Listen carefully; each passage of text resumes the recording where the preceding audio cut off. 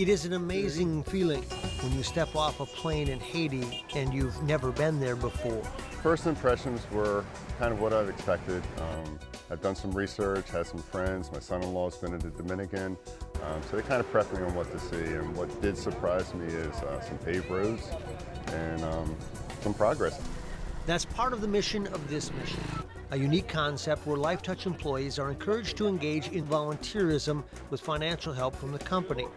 The idea has been in place for years, but the journey to Haiti came from one man, Mike Lawson, an employee who said, let's go there and let's build some schools there and let's change some lives there. Haiti began as a result of one of our field managers, Mike Lawson, out of Lima, Ohio. And he was at a summer meeting at Lifetouch, and we had come up with this concept somewhat serendipitously of doing memory missions. And basically what a memory mission is at Lifetouch is we sponsor employees to go to different parts of the world and help people. What has mushroomed from one man's vision has exceeded expectations. Employee participation gained momentum, in large part not because of what you do, but what you feel when you're surrounded by children who don't have what we have. They just have kind of an unconditional acceptance of us, like immediately, unlike anything that we're accustomed to in our culture. And they just walk up and hold your hand, grab a hold of your pant leg, sit up on your lap, touch your skin, touch your arms, see how it feels compared to theirs. And they're only 4 or 5 years old. They like us for who we are, as we are. The idea of building schools as a foundation to the future is simple, to help encourage a self-sustaining lifestyle. It's the end game kind of, if we educate them at some point in time in a good way, we won't have to go down there and build any more schools because the education will take care of the problems. Well, we certainly, we believe and we're learning that when parents can see their kids in school, what it does is brings them hope. And I think that's what people need in their life. You know, if you have no hope, if you think about it in your own life, I mean, what would life be worth living if you didn't have something to hope for? In the process, the people that give of themselves grow and are moved by moments they have never experienced. The thing that sticks in my mind the most about Haiti, the first day I was here, this little boy came up and I was just walking away and had my hands at my side, and he grabbed my hand, and I'd never talked to him before, or never even seen him before, and he just came up and grabbed my hand and started walking with me. They have built 8 schools from the ground up. That is the bricks and mortar part of this operation. When we got there, the walls had already been put up, and they are concrete block walls. So the foundation was already poured, the concrete blocks were up, and a lot of the trusses for the ceilings had already been built.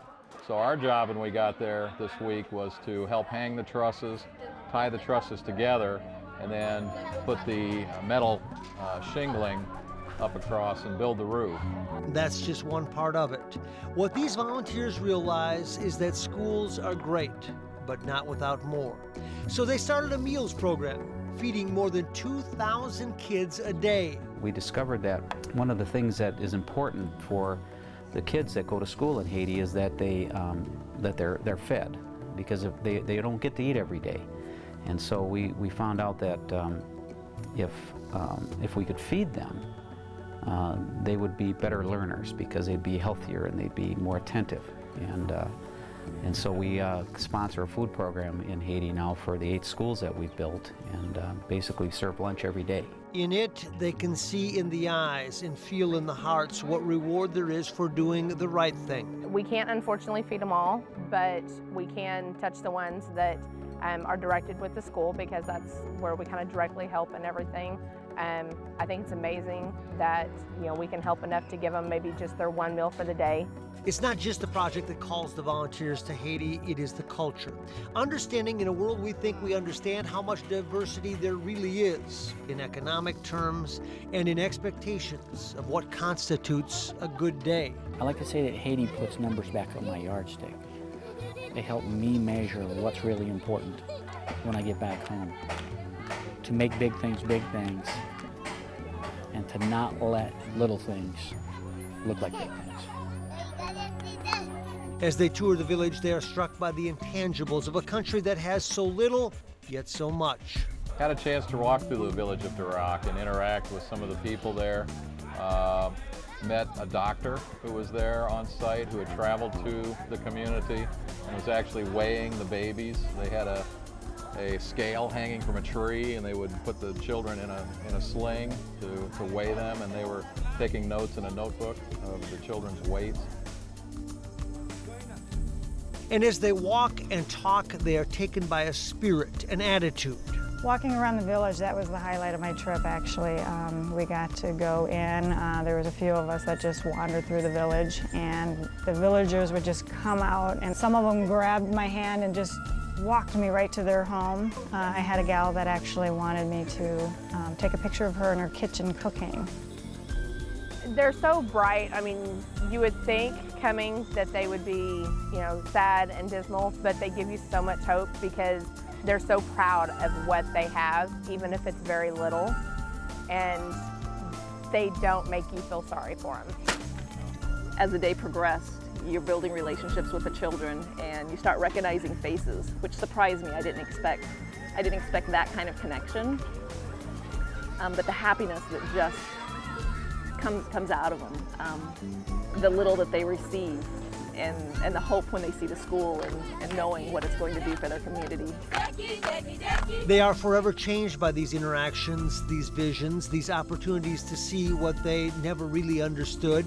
It's changed the people in a big way. I mean, in that they, it seems like every time, or when we come back from these memory missions and when we come back from Haiti this past time, people say I got so much more out of it than I gave. I treat the people that are close to me differently. I don't take for granted all the things that I have. I appreciate what I have more. When you come back, you're just more aware of how blessed you are. Knowing that they have come and they have given is part of it. I definitely think that we're bringing hope to the children. We can see it in their faces, we can see it in their eyes.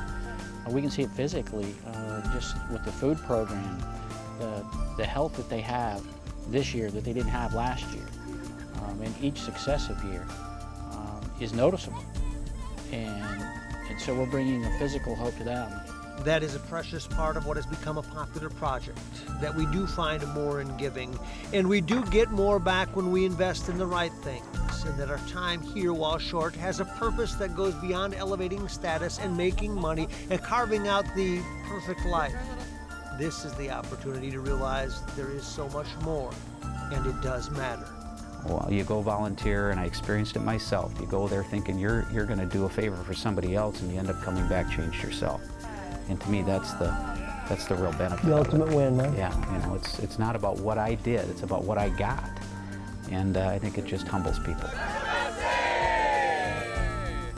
Life to the Max is brought to you by Lifetouch, photography for a lifetime.